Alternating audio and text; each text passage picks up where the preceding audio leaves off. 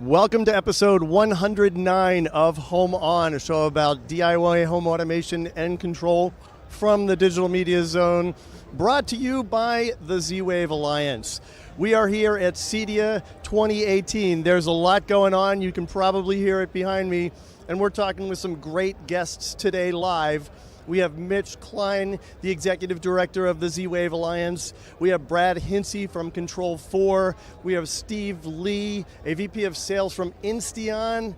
We have Nick DeVita from Sonos. And we have David Levine, a product manager from Monoprice. These are all companies you're familiar with in the DIY space, but they're here at CEDIA, and we're going to kind of explore that a little bit, asking each of these people different questions about why they're here. What's going on that they're hitting this market up, even though we know them in products that we buy ourselves. My first guest is already here, Mitch Klein. It is so good to see you. Oh, Richard, it's such a pleasure to see you again. Really, it's awesome, and glad to see your excitement, because I share that excitement with you. I really do. It's pretty awesome. And you should, because there is so much going on in this space right now. This is when we're just beginning. I mean, you can kind of see in the background, there's lots of people walking back and forth, and a huge amount of integrators. Manufacturers are jumping into the smart home space. There's new products and new business opportunities everywhere. I mean, what a great time to be right here in this space.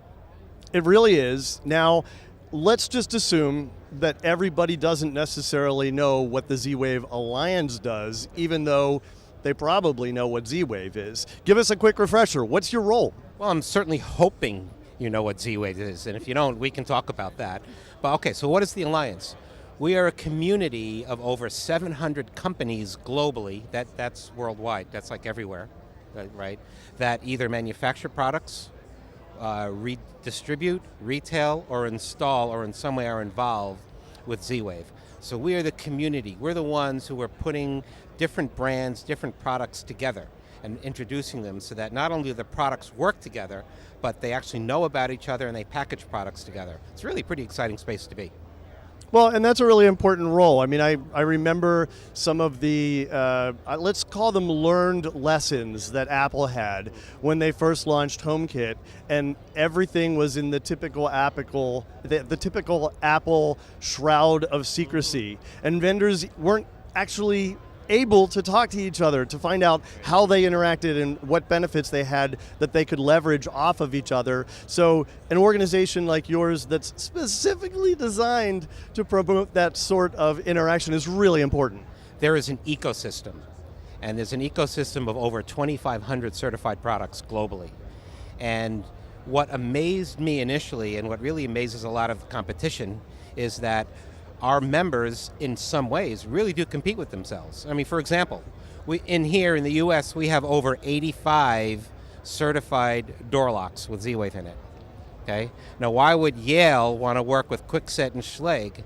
And that's because we understand that classic, rising tide raises all ships. Okay? Yeah, and that makes complete sense. And that's probably repeated through each of the different categories that you see in the space. There's no question about it. And the beauty is that there's no one manufacturer, no matter how big or small you are, that can actually provide all the solutions one needs in the home. So just, again, sticking with the door lock example, it could be that one brand is perfect for the front door, but they don't have the right solution for the sliding door in the back or the garage door. And you can mix and match all the appropriate products that are seemingly making sense. And it's the same thing with lighting, which in that case, there's all different types of lighting requirements from an aesthetic perspective, from a load perspective, from a design perspective. And again, the ability to mix and match those things that work best in a home is huge, and that's what we promote. Okay, now, while you're talking about lighting, I do see something up on the wall behind us that I want to see more of. We need to get people who make switches to be thinking about switches for smart bulbs. And I think you have some members that are trying to do that. We do, and yes, you may have me on that one, because I haven't even spent time looking at that wall. But again, speaking of the wall, see how I just dovetailed that right? Very nice. Speaking of the wall, this is what we call the interoperability wall. And this is where, as a attendee, you can actually go and see different products actually working together in the same environment. And again, so it's proof of concept. And yeah, there's a couple little solutions widgets there that a lot of us would like to find out about. All right. Well, I hope we see more of those products out in the wild. Like, one of the things that's interesting about shows like this, as with any trade show, is some of the stuff that we see is real. Some of the stuff we see is in development. And some of the stuff, to be quite honest, is still conceptual for a lot of companies. And their purpose in putting it out in front of an audience like this is to get a feel for how it'll be received, how successful it might be. Is this something that in this particular space, integrators and smart home tech people think their clients are going to want? Absolutely. And what's the beauty about what we do here is dealers are so used to seeing prototype and concept products. They come over here and they walk up to the Guardian or the AOTech or the Fibaro and they say, when are you shipping that? And their answer is, how many do you want and when do you want it? Which is even better. They get the direct feedback in terms of what they want and what they like or don't like about the product, but they can provide it right now. And that's really cool too. That's fantastic. Now, we are talking with a bunch of different people here today. We don't have anyone else from the Z-Wave Alliance in here, but you're going to be back with us later talking a little bit more about what's going on at CEDIA. Can you quickly run around, not physically, but can you virtually run around your booth here and just kind of tell us about some of the vendors that are showcasing their wares in your space? Absolutely. And when at a show like this, the real exciting stuff is, the big screen TV, the new audio product, the new surround sound, the new speakers. And I agree, that's really exciting stuff. What's here are things that, they're only save time, save lives, and make things convenient. So for example, Guardian is showing their water shutoff valve. Okay, yeah, ho-hum, what's exciting about that? Well, what is water damage is the most insidious issue that people have to deal with. And they have a product that you can install yourself. No plumber required. You can just go in and put it, and we're showing it right here, along with the water sensors and other things that would be required in order to say, hey, instead of flooding the basement or flooding the kitchen, you get a notification, it shuts off. So we're showing that. AOTech is showing a whole bunch of new sensors. We've got observables that is showing product that will give you notifications. You've got a vacation home, and you may not have good cell service. Guess what? They got a satellite uplink capability. Not all that expensive, so you can put this in your vacation home. Parakeet is showing a platform for MDUs and for property owners and vacation owners. So you own a vacation home, you like to rent it out, here's a way to be able to control who can get in and out and be able to monitor the activities going on in the home. This is, a lot of really cool solution things that may not excite you from an entertainment perspective, but are really, really valuable assets. Again, looking at Fibaro with some really cool design products. We've got them all here. So we're going to have to take a look around a little bit later. When you say that people might not be excited by this, I wonder what's wrong with them, because I think this is all really cool stuff, and I love seeing what your Alliance members are doing, the types of things that they're coming out with. Behind your shoulder are these beautiful, sleek glass controls from Hogar that are some of the coolest light switches that look like they're right out of Europe, and well, they kind of are. So really exciting to see great new products. Always happy to talk with you, Mitch. We're going to get you back before we close out the show, and we'll talk a little bit more about what is your role here at CEDIA, because everything that we talked about, a lot of it is something that you can just buy in a store or online. Be happy to talk about that. And Richard, it's always a pleasure to host you. And welcome to the Alliance booth. I hope you have some fun. We greatly appreciate your generosity having us here, being our sponsor for this episode. So thank you very much. Good talking to you again. We'll see you soon. Thank you, Richard. Thank you. All right, well, we are still here at CEDIA 2018, and now I'm going to be talking with Brad Hinsey. Brad Hinsey is the Senior Director of Product Marketing at Control4. Now, Control4. Why am I talking to Control4? They're not a DIY solution. Well, you're right. But not everybody wants to necessarily do their own thing. And one of the things that Control4 has really thought about is what kind of control can we leave our homeowners with after we've been there, so that you're not at the mercy of calling someone up every time you want to make a slight little tweak to the system. We're going to talk about that right now with Matt as he takes off his badge, which I forgot to do, so sorry about that. I called you Matt again. I want to call you Matt. It's Brad. I know a Matt Hinsey, and I just continue to think, okay, you must be Matt. You're not Matt. No, I'm not Matt. You're Brad. I apologize, but I am really excited to have you here. You are one of, I will consider you guys kind of like a premier vendor here at CEDIA. You're one of the big names in the install space.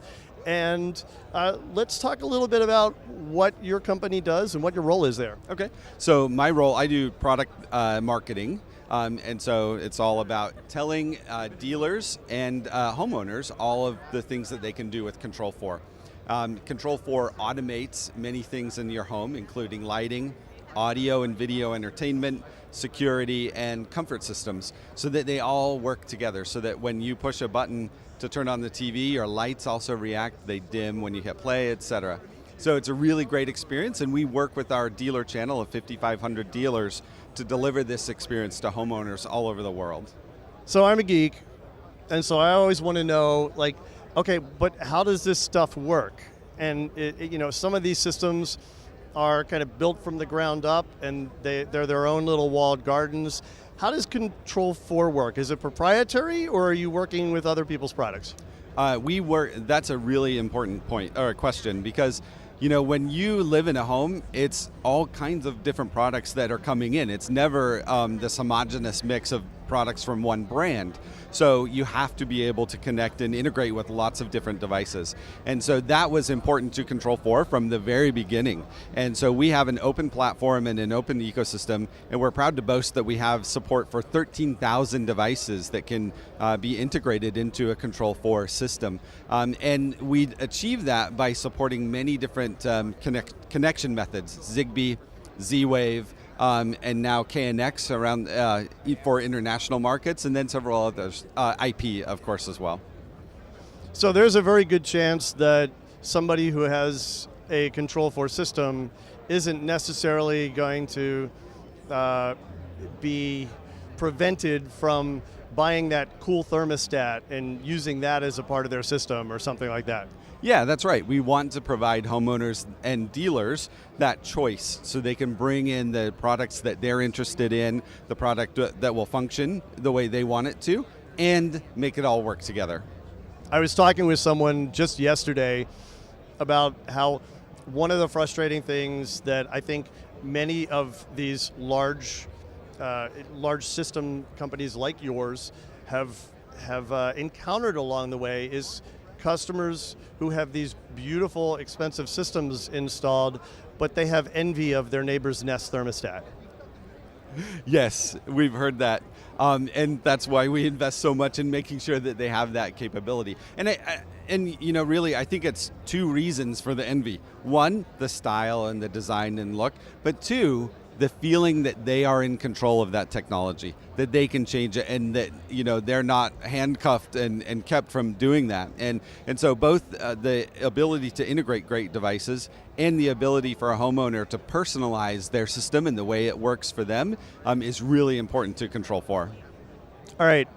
We didn't script this, but you couldn't have given me a better transition, because what I really want to talk about with you is one of the things that you came out with, I think it was about 2 years ago, your When Then engine, that actually gives homeowners quite a bit of control over the system that you install for them, so that they're not beholden to their installer to come back every time they want to make a little change, because it turns out their lifestyle isn't quite the way their installer thought it was going to be.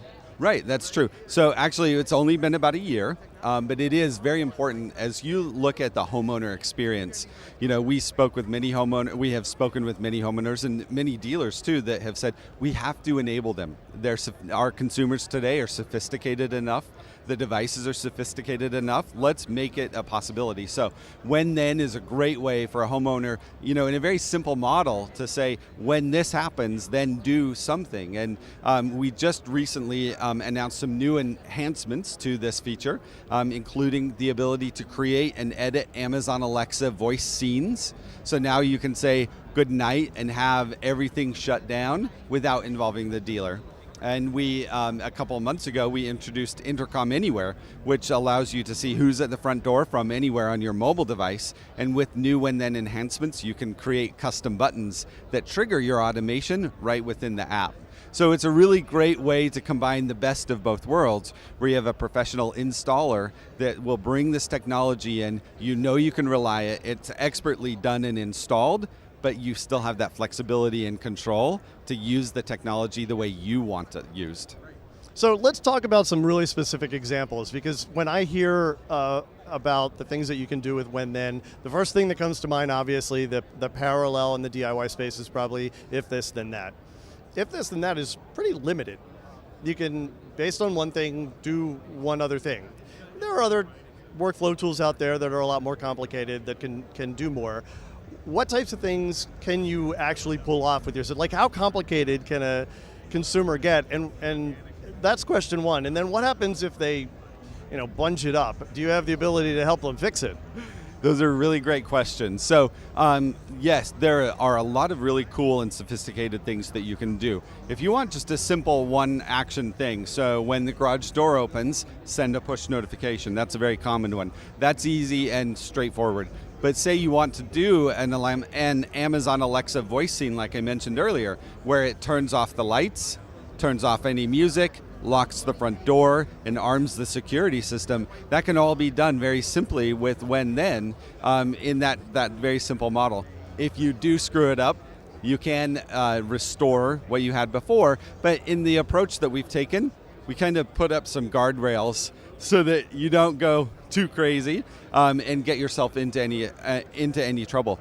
The other side of that, though, is, hey, maybe you did get a little too far or too crazy. You can call your dealer, and they can remotely connect to your system, and they see it in their programming tools. So they can either add or change that and even delete it if it is causing any issues. So, again, really avoiding the truck roll, which is a great thing. And if you're not familiar with that concept, the idea is that when you have an installed system and you need assistance, every time you call for assistance and they have to come out, call it a truck roll, that costs everybody money and time that really nobody wants to be spending. That's right. It's money, time, frustration, right? I hate calling vendors and contractors and all of that. So and that takes away from the enjoyment of having that experience with the technology in your home. And so, we invest a lot in giving our integrators the tools to be able to support their customers in a way that's really easy and keeps everyone happy. Now, what happens with a customer that is kind of geeky like I am? They have this Control4 system. They see this really cool new color, amazing light bulb that they have to have at Best Buy, and they buy it and bring it home, and they're like, oh, I want to add this to the system. That still requires some sort of installer support, doesn't it? And do you see a future where simple, limited add-ons like that could be permitted at the homeowner level? We're not quite there yet, but yes, I do. I mean, it was a year ago, you couldn't expect homeowner personalization. And frankly, that's not pervasive. We're one of the only professional systems that enable that. So, 5 years ago, that was unthinkable, and now you have it. And the ability, I could see that getting to the point where it does evolve. And you have that perfect balance between the role of the dealer and integrator, plus the flexibility to really create, extend, or change the system that you already have on your own as a homeowner. All right, you talked about some of your new stuff. Is there anything else that we missed talking about that you want to talk about in terms of your new announcements? Music is so important to so many homes. In fact, about 2/3 of Control4 homes all have music controlled through their Control4 system. And so we know that consumers and homeowners just love that. So we have added Amazon Music and Deezer Hi-Fi to the streaming services that are built right into the Control4 system. And so now we have a complete, an expanding solution, speakers and controllers that provide the source of music and interfaces to control and make it really easy to enjoy that music in the home. And I forgot about that, but let's bring that back to homeowner control. Which part? their music services. Oh yes, this is a really great. It seems so simple, you know what I mean, and I think a lot of people have expected it in some ways, but this is a really great personalization feature that we're adding, which is add music. So the ability for a homeowner, if they decide they want to move from Spotify to Deezer or Deezer to Amazon Music, or they have all three, they can add and edit and remove music services from their system, again, without calling the dealer. So you just add it, sign in, and then you can start enjoying it and listening to it. And from there, you can do really cool things too, such as with When Then, change the playlist that you want to play when they hit a button on the keypad, or start it from their mobile device, or start it from their remote control as well. Very cool. Thank you very much. Brad, not Matt, I appreciate talking with you today. Thanks for joining us. Thank you very much. All right. All right, next up, we are going to be joined by Steve Lee, VP of Sales from Insteon. And I had an opportunity to talk with Steve a little bit earlier, and I had to stop him. From talking because, I didn't want to ruin the excitement that I was going to have when he's telling me about all the cool stuff that they've been up to. Now, let's first talk about, in case there's anybody in this audience that doesn't know what Insteon is. Come on, really? What's Insteon? So Insteon is a technology that Smart Labs creates. Smart Labs is our parent company, and you may know the name smarthome.com, which is our retail channel for not only Insteon products, but a lot of other products. They sell Z-Wave and Sonos and Nest thermostats and all that stuff. So Insteon's a technology that Smart Labs creates, and it's both power line and radio frequency. It makes it unique in this industry. All right, now Insteon, for the most part, as most people know it, is something that you buy online or you buy at Amazon and you buy at retail. What are you doing here? This is an installer show. Yeah. Well, we've had a long history of training installers. For many years, I traveled the country going out and getting my hands dirty, bringing in 40, 50 dealers at a time and doing trainings for them. We would bring training boxes and teach them about our technology. Now, the reason why you say, well, this audience might seem like it's not a fit for our smarthome.com audience, and it's true. We have a lot of people that were enthusiasts that were able to buy the products and try it themselves. We find there's a lot of customers, though, that are going, who do you have that can install this stuff? So we go to the CEDIA audience, and we've been training those dealers. Now, we think it's a good fit for the customer that doesn't want to pay $50,000 for a lighting control system, and they want a phenomenal experience. So Insteon is what a lot of these dealers will keep in their back pocket. I'm not telling them to stop using other technologies, but when they get a job that already has Insteon and they want to integrate to it, I want them to know how it works. And I've found that in most cases, a lot of dealers that were staunch dealers for another technology, once they used ours, they were like, whoa, I had no idea this was so cool and how well it worked. So we have gained market share just from telling them that you should just know about Insteon, even if you're not going to change what you're doing. All right, now I imagine that you have some pretty cool stories of like deluxe or large installations as a part of this community.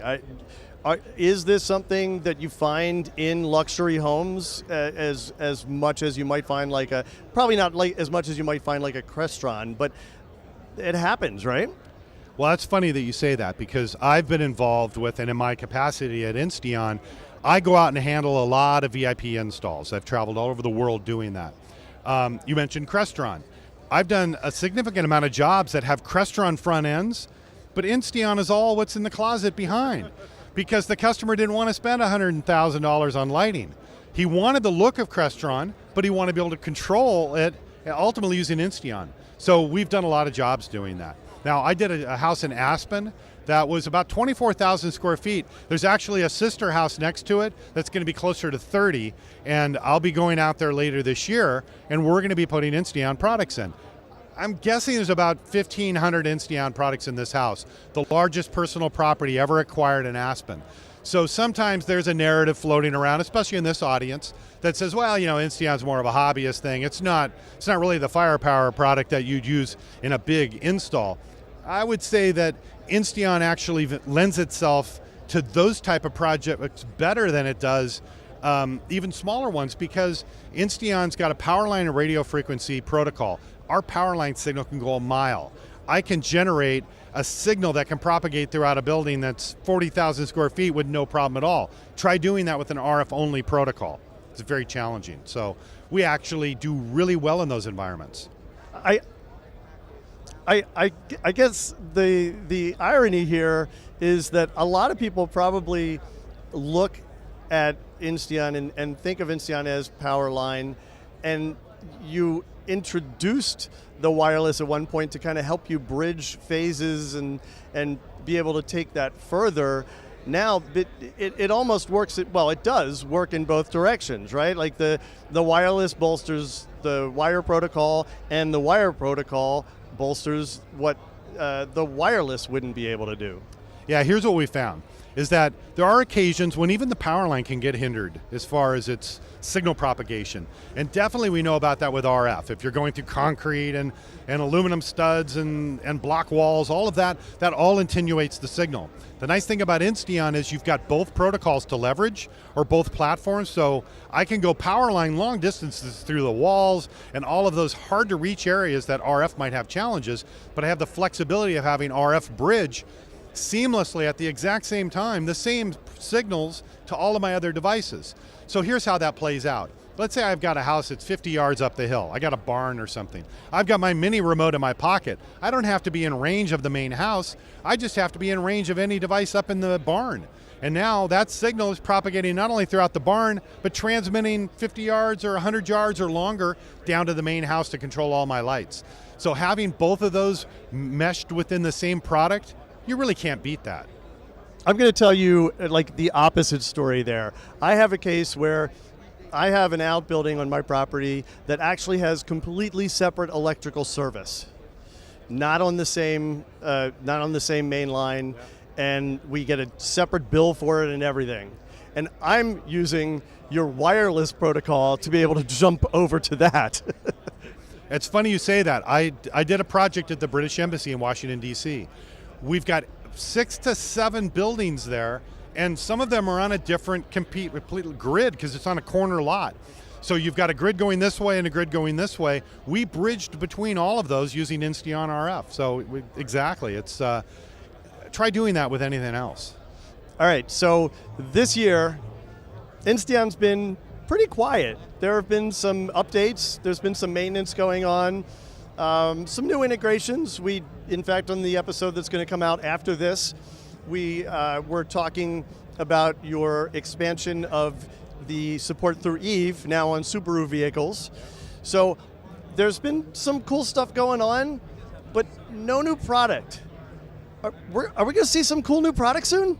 Yeah, so in my capacity, I'm the VP of integrator sales. It's sort of frustrating for me also because I know the cool stuff that we're doing. So I'll tell you what I can tell you. What we did is we've taken a look at all of our products and looking at how do we really make them, they're already robust, but how do we streamline that process so our Insteon engine is very compact and concise and can be used amongst multiple devices that we have instead of having to design a new board for every device that we make. That'll help also drive the cost down. At the same time, working on the Insteon app, working on the hub, and yes, HomeKit will be coming back into that. All of that is being done right now, sort of behind the scenes. I want to go out and shout and ring the bell about that, but we've got a timeline and a plan for that. But basically look at this with Insteon is taking that 80-20 rule. 20% of our products are 80% of what we sell. That 20% is going through a significant relook as far as feature sets and the way the product looks and how it performs and how you install it, all of that.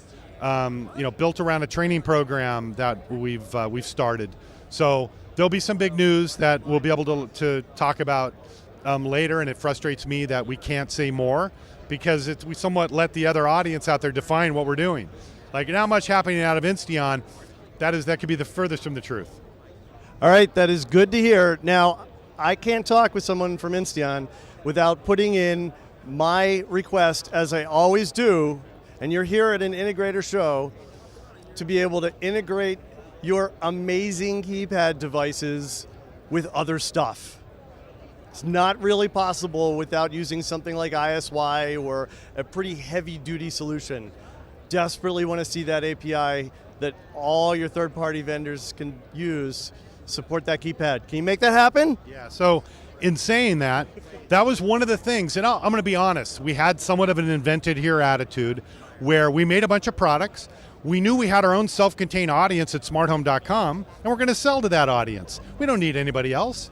And that's probably a fair way to look at how we were operating earlier on. And it worked. And not unfair for the time. No, not for the time. I mean, it worked with our audience. But then Amazon Echo changed everything. Overnight, that took the average homeowner to going home automation. I want to control lights with voice. It happened with my wife. Overnight, she dropped her phone, and everything's controlled by voice now. So that started our process of thinking about, you know what, we need to be more inclusive with everybody else that already has market share. Insteon has a phenomenal technology in our light switches and our keypads, outlets and dimmers, that type of stuff. But we don't need to own every segment of this market, but we need to work with every segment of the market. So just like you said, Control4 and Amazon and Google and all these different platforms, we don't need to be a platform player on that level. We need to be the technology that all those platforms want to use for lighting control and for that. So I'm glad you said that, because yes, that is happening. Woohoo! All right, you said two things that made me very happy here. You said a lot of good stuff about what you're doing and what's going on. I am so glad we got a chance to talk with you while you were here at the show. Yeah, my you're pleasure. not actually on the floor, but you see all these vendors around here that aren't necessarily presenting, but of course everybody wants to see what everybody else is doing. There's business going on, there's networking going on. Oh, yeah. We're and no different. glad to see y'all. Thank you very much. Yeah, my pleasure. All right. Great. All right, well, coming up next, we have Nick DeVita from Sonos. I'm really excited to be talking with someone from Sonos. Nick was also smart enough to take off his lanyard, even though I still forgot to do that. And I'm not going to do it now because I'll get it all tangled up and everything. But let's make sure you're in frame, because you're not. All right, good. So, thank you for joining us. Hi, I'm happy to be here. Nice to meet you. All right, so I'm always excited to talk about what Sonos is doing. And we had, to be frank, a couple dry years, and now we have a lot of product coming out. We're going to talk about that, but let's first talk about Sonos and their role here at CEDIA, because this is an integrator community show. You've been coming here for a whole long time, but quite frankly, you haven't had a whole lot to offer integrators. You do now. Let's talk about that angle of your business. Yeah, this year at CEDIA, we're really excited about talking about a number of different things. Our presence at CEDIA is really focused around our commitment to the Install Solutions channel.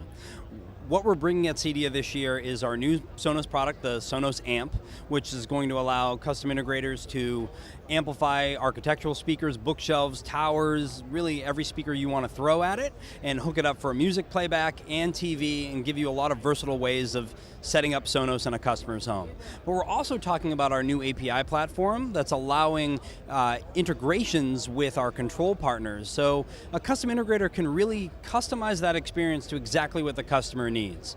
So between our products and our software advancements, we really believe that we're positioning ourselves well with the custom integrator channel.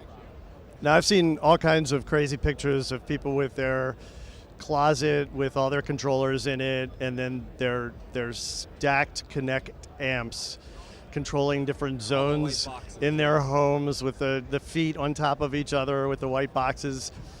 You actually have a really elegant solution for racking the new amp, and I don't know if there's a theoretical limit to how you can do that, but you sure have a whole lot of amps in a rack over there in your booth. Yeah, we have a lot of them in the booth. As as Sonos is. I mean, if you're going to have a Sonos household, our limit's 32 pieces of Sonos, but when you're building a rack with Sonos amp, we want to limit it to 3 amps stacked on top of each other in a kind of a condensed space, and then you want to have a little spacer in between your next set of 3.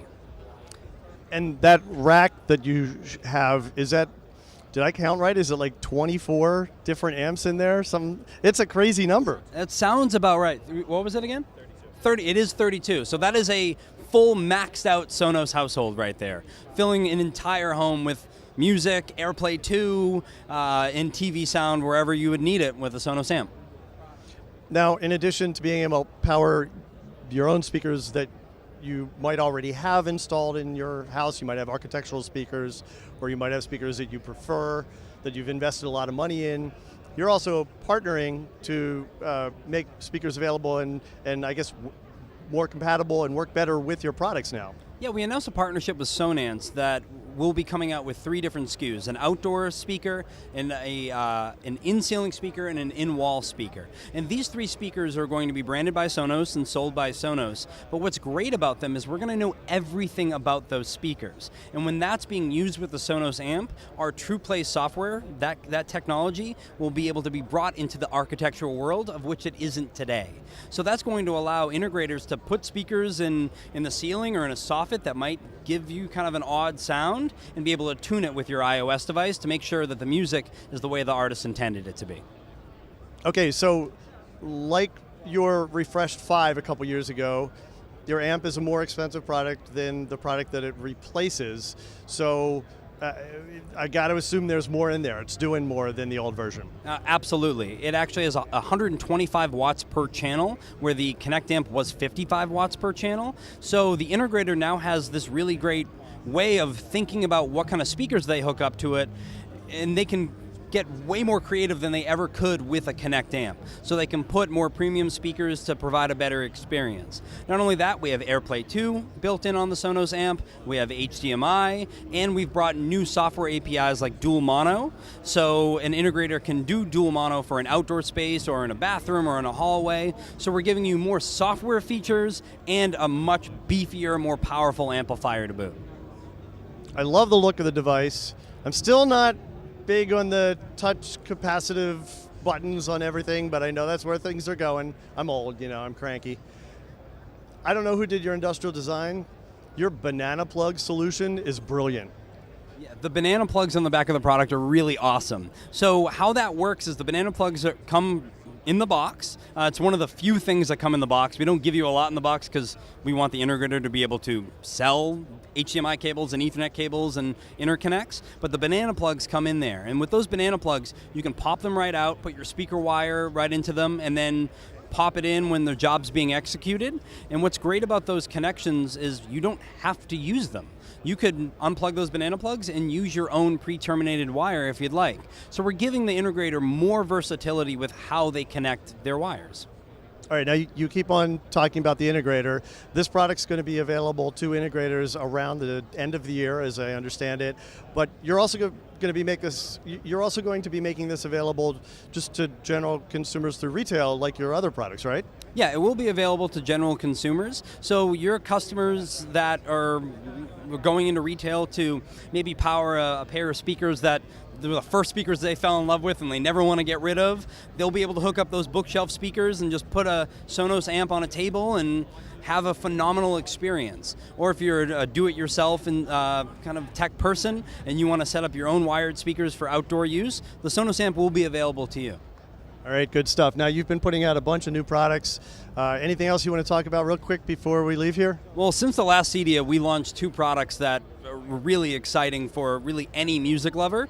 Last October, we launched the Sonos One, which brings voice into a really small package. So the end user, for $199, you have voice built right in, which is powered by Amazon Alexa right now. So you can start music with your voice, but also use that as a phenomenal sounding voice access point to control your entire smart home, whether it's smart lighting or your television or your front door locks. And then we brought that same voice technology into our newest home theater product, the Sonos Beam, which came out in the spring, which is 60% smaller than the Playbar. So it's allowing customers and integrators to put a Beam where you might not have been able to fit a Playbar before. And with Beam and with Sonos One, they have AirPlay 2 functionality, they have voice, they sound fantastic, and it's a great building block for filling your whole home with music. I have the new one. I also have the newer 5 that came out a couple years ago. Love them both. I have Sonos all over my house. I have amps because I had built-in speakers, and I didn't want to abandon them. They're not great speakers, but they're already there, so why not use them? Love the products that you're doing. I'm so glad that you were able to join me today. Thank you very much. Happy to be here. Thank you for All your right, time. thanks. All right, next up, we are going to talk with David Levine. He is a product manager at Monoprice. Now, Monoprice is a company that we're all familiar with because they're sometimes the best place to get inexpensive, great products that you might find much more expensively with other brands and at other retailers. Monoprice is often our go-to for cables and connections and switches and stuff like that, but they have a whole lot more, and again, they're here at CEDIA. So why is that? Well, let's talk with David and find out a little bit so that we're both in frame here. All right. Go. I think we're good. So, David, thanks for joining. You betcha. So let's talk a little bit about basically Monoprice in general. I'm assuming everybody knows what Monoprice is, but I don't know that that's necessarily the case. Right. Well, Monoprice is kind of built on the premise that everyone deserves and everyone wants to have good sounding, good performing gear, video, audio, all of that. So we kind of came to the conclusion that a lot of this stuff doesn't need to cost as much as it does. A lot of things are very name driven. A lot of things are very have a perception of where it needs to be priced. And we came in and said, you know what? Everyone deserves this. Everyone wants to have good sound. Everyone wants to have good video. So let's give them the products that they need to connect those things, to get them in my house at a price that anyone can afford, and performs well, does the job that it needs to do, and you get good quality at a great price. So doesn't that kind of scare some of the other companies that are exhibiting here? Well, we look around and there's a lot of new companies that are popping up, some of the booths around here that kind of are taking our lead and kind of using our business model and said, hey, that's a great idea. Yeah, stuff doesn't need to cost that much. So we're finding we have a lot more competition that we've kind of brought on ourselves because a lot of these companies are following kind of our business model. Okay, so with that model, what's your role here with integrators that might be here exhibiting or attending this show? So one of the big questions that we get asked is exactly that. Why are we as an integrator going to buy from you when you guys sell direct to the customer and give great prices to the customer? So what we offer the integrators is we have a sales team in-house that can offer those clients that are going to purchase more, so we can give them kind of off-page discounts, off-page deals. We also give them access to guys like me where they need solutions to particular problems.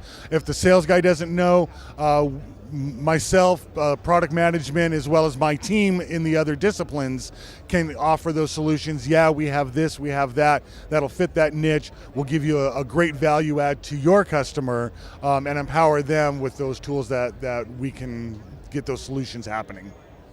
That makes a lot of sense. And also, not that installers are ripping their customers off or anything, but they also need to make margin. Absolutely. And you give them a little bit more opportunity to do that than other retailers or wholesalers might. Right, exactly.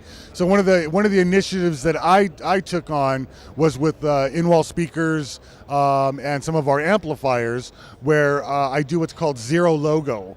And what that is as the installer is installing this piece of gear, there's a box sitting there, and Mr. Homeowner can look at that box and say, oh, I wonder how much I'm really could have gotten that for. And they go on Google, they go on Amazon and find, oh, that, yeah, Mr. Installer is charging them another 20-30% because the guy's got to eat. The guy's in business to make money, and we appreciate that, and we respect that. So what we did is, because we sell things so cheap and sometimes we have big blowouts on things, is when that box is sitting there while the guy's installing that speaker in the wall, there's no logo, there's no product number, there's nothing on the box that's going to allow that homeowner to go searching while the guy's back is turned installing the speaker.